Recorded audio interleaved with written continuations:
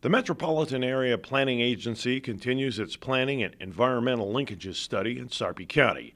It looks to see if more I-80 interchanges are feasible. MAPA has released its Regional Development Report, where we've actually partnered with the Greater Omaha Chamber of Commerce, taken all the permit data that they collect on an annual basis, and we've actually mapped it to kind of show over the last 10 years where communities have grown. These growth factors are important and helpful when conducting studies like this. And that gives us a little bit of an indicator and a little bit of a barometer for understanding kind of growth patterns in the region and having our really kind of informing some of those decisions we make about forecasting growth into the future. And so it's a little bit of both. We really start with that local land use policy and kind of try to roll it all up. Obviously, if population increases in a certain area, that could justify building an interchange for that area. An area where there's a lot of growth forecast. This is a very desirable area. A lot of developers are active in this area. So we anticipate that of that 120,000 new residents that we're anticipating by 2050, a large share of that's going to be in this area.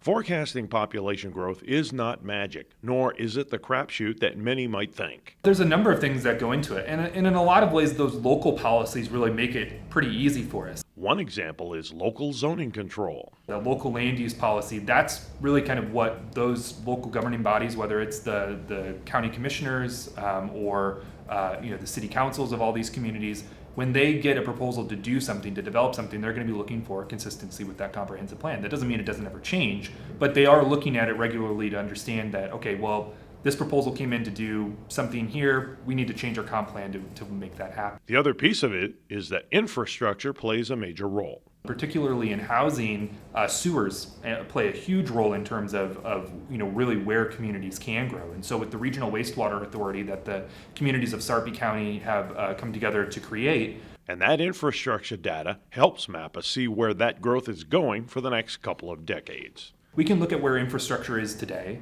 We can look at where infrastructure is going to be in the future and say, well, we're not going to have really sort of medium density, high density residential if we don't have sanitary sewers, as one example, or water service. And so that kind of makes it a little bit easier. We're not looking everywhere. There's a large tract of Sarpy County that's kind of reserved as green belt. But in those areas where we are forecasting new infrastructure to be built or where there is existing infrastructure, that's really where we focus our forecasts. Hopefully, this series of stories on this study helps you to understand how involved a decision to add an interstate interchange can be.